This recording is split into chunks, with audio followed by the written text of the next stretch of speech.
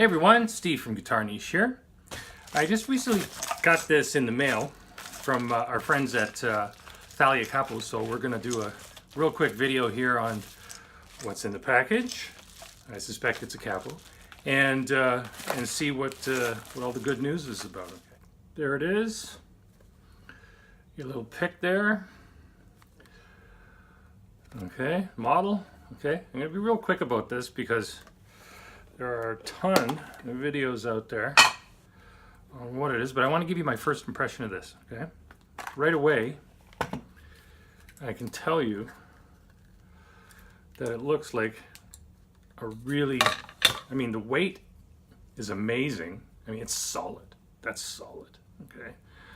Lever action there. Of course, if you've seen any videos, this part here is replaceable to match different radius necks and whatnot, with the idea of being to eliminate dead spots.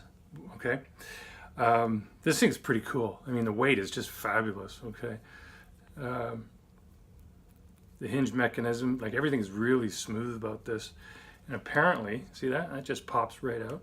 And of course, the pressure will hold it in place normally for whatever guitar you're using it on. It's not like it's gonna fall out or anything like that, right? Okay. So the unboxing here, if you would, is like they you know, they're living up to Apple type standards where the presentation, it's all good. I mean, you're getting a good product here. I mean, it's all done top-notch, professional. Here's our different inserts for different necks. These things will cover anything under the sun.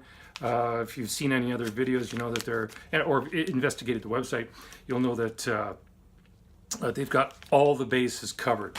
So there's our booklet. We won't go through necessarily all that stuff, okay? Because in my mind, the real question here is, how does it work?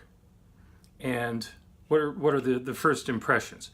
Personally, I've handled a lot of capos. I've sold a lot of capos, used a lot of capos, talked to a lot of musicians about capos in order to stock things that they know work, that are user-friendly, that are stage-friendly, that are quick change, and all this kind of stuff. So Thalia seems to have a lot of these typical complaints worked out. And there's, of course, there's a sticker. That's great. And okay, this is where the rubber is going to meet the road, so to speak. Okay, so I got my old Ibanez Concord here. All right. So now your tension and how it works with the strings and stuff like that is going to make a big difference. Okay. Now I'm just adjusting that so that the capo is in line with the fret. You see that? So I just popped that on there. I haven't messed with it or anything. It's straight out of the box.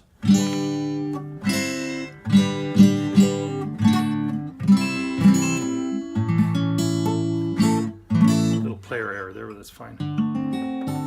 So it seems to be just dandy, okay? Just dandy. So the cool thing here is, see that? You can squeeze the entire assembly, and it's got a really positive feel to it. In other words, it's substantial. It doesn't feel like it's sloppy. It doesn't feel like it's going to slip. It doesn't feel like it's going to... Anyway, it's all good. So far, it's all good, right? And that's just peachy, okay? I'll take that off. I'm going to put that up at the 7th fret. Now, the frets on this particular instrument, I would say, are kind of medium. They're not too high, they're not too low.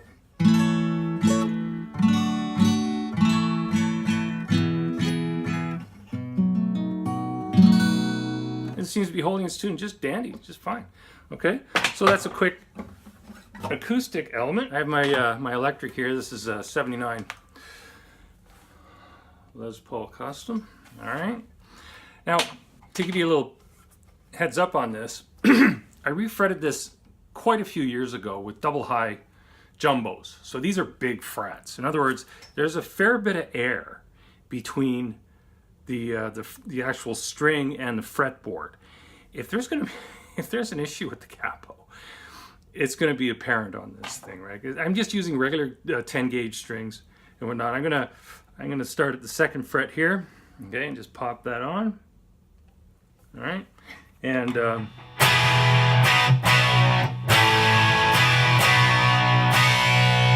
sounds good to me.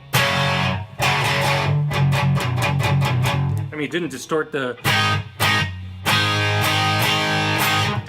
tuning or anything. Just pop that right on. So it's very positive. Now I'm going to go up to the 7th fret again. Okay. Once again, I'm very much in line with the fret. Okay. So what that does, like in general, if you're going to use a capo in general, okay, make sure that you got to find this balance of keeping the capo away from your fingers so you can manipulate the strings properly, but also keep it in line with the fret so that it applies. You're helping the capo do its job. Pop that on. Okay.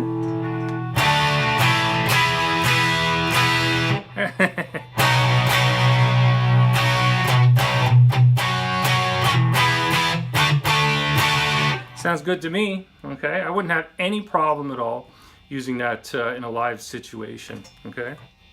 And it's super easy to use. My name is Steve from GuitarNiche. Thanks for coming out and have a great day.